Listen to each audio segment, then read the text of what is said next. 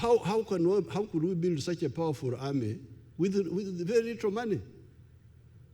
Because we budget according, we plan according to our small budget.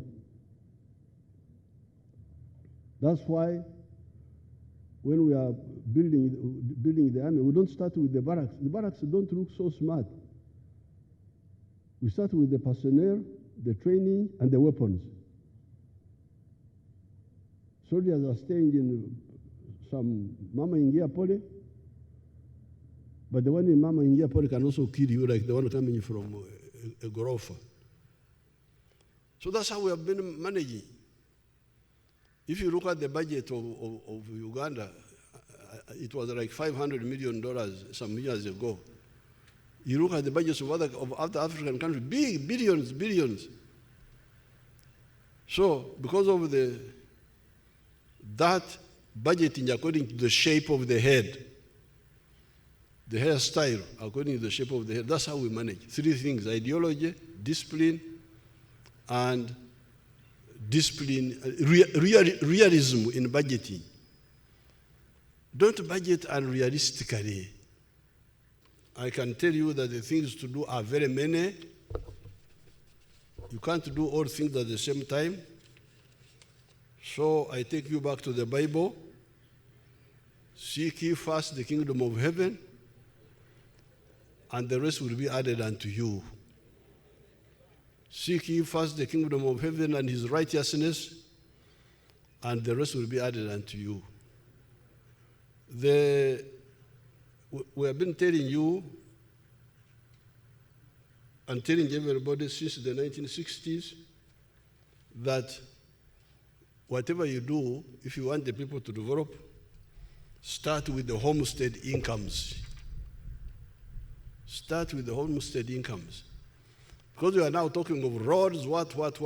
There are where roads are good. The road from Gulu to Kampala is definitely good. It's not about the problem of the bridge is a recent one. It has just come now. Otherwise, the road was good. All the way from Matiak, from Bibia, was tarmac all the way to Kampala. The one from Musingo, Kitugum, Gulu, all the way to Kampala. What are you selling along that road? So therefore, please, I beg you, I don't want Gulu confusion. That Parliament met in Gulu and confused our people and said, forget the 4 acres. For northern Uganda, we have a lot of land. No, we don't have. 10 acres is not a lot of land. Because if you are going to get 1 million shillings per acre for maize or cotton, even if you have got 10 acres, how much is that? You will not get out of poverty. But with fruits, the return is very high. In some areas, it's very high. You can get the figures. There is a group at Kakoge. Is it Kakoge? They have got a factory there of fruits. We are supporting them. You check with them how much they are earning from fruits per acre. Cotton, because some of the areas in the north here can grow coffee. Some of the areas in the north can grow coffee. We are in Gulu. Extraordinary not because the parliament has come here. Extraordinary because I reflected on what used to be here and what is here and what it has taken to put what is in place in northern Uganda and in Gulu in particular. I felt, Right Honourable Speaker, that it has taken extraordinary effort by the visionary leadership of President Yoweri Kaguta Museveni, guiding the Uganda People's Defense Forces, a force that has sacrificed for over 20 years trying to stabilize the northern region. I reflected, Right Honourable Speaker, a situation where they used to tell us that guns would be singing in different tones, alto, bass, and soprano, from morning to evening. That this place, there would never be a convergence of family. People were at the run. That the pictures we used to see of people having padlocks on their lips. Right Honourable Speaker, it dawned onto my mind and heart that this cannot be taken for granted. That this effort, Right Honourable Speaker, ought to be recognized and appreciated by the whole Parliament and Uganda at large. That now, Right Honourable Speaker, yesterday, we had a force of less than even 100 UPDF and police combined, and everyone was secure. Right Honourable Speaker, in the evening, we walked on the streets of Gulu, up to like 10 kilometers inside, for jogging and health fitness purposes. And everyone was enjoying themselves. Well, we all, and it was tarmac. Actually, it is more exemplary than most of the towns in this country. And you don't want to imagine that that has happened naturally.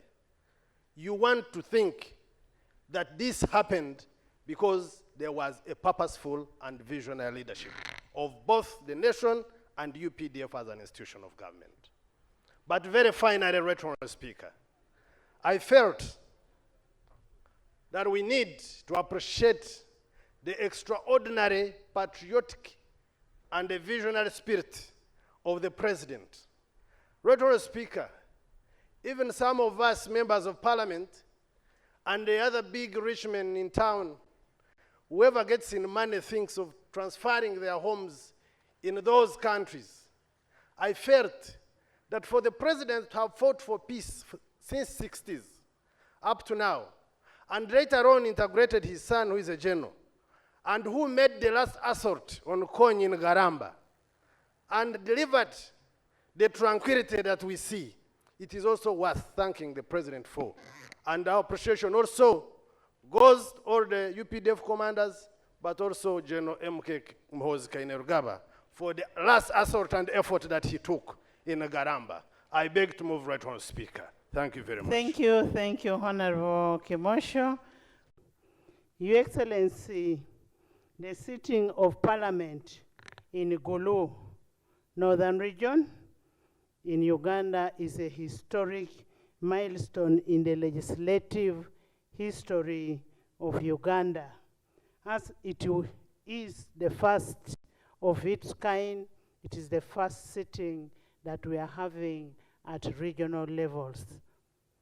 Your Excellency, the 11th Parliament appreciates your immense support for decisions to take place, to take Parliament to the people at regional sitting.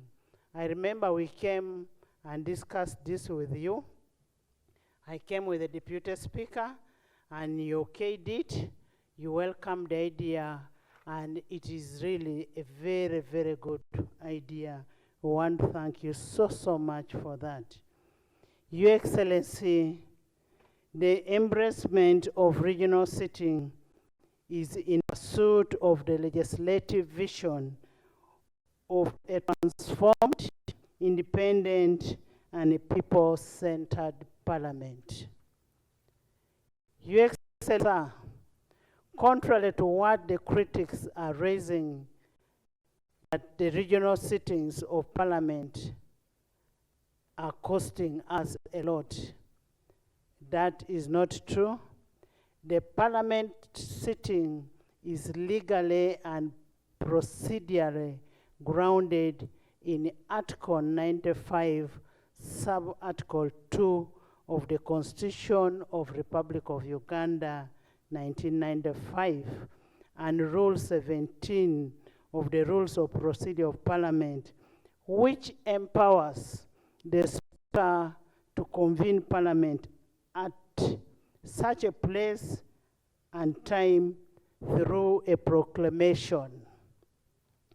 Your Excellency, The regional sitting will exhaustively deliberate upon the most urgent matters that are intricate to the growth and development of a particular host area. And for this case, that is the northern area.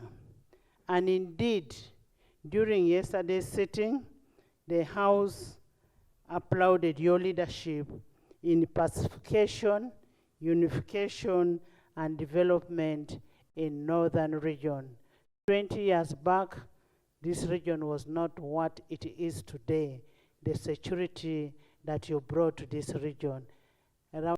Your Excellency, northern region has witnessed remarkable transformation, has witnessed in the urban infrastructural growth,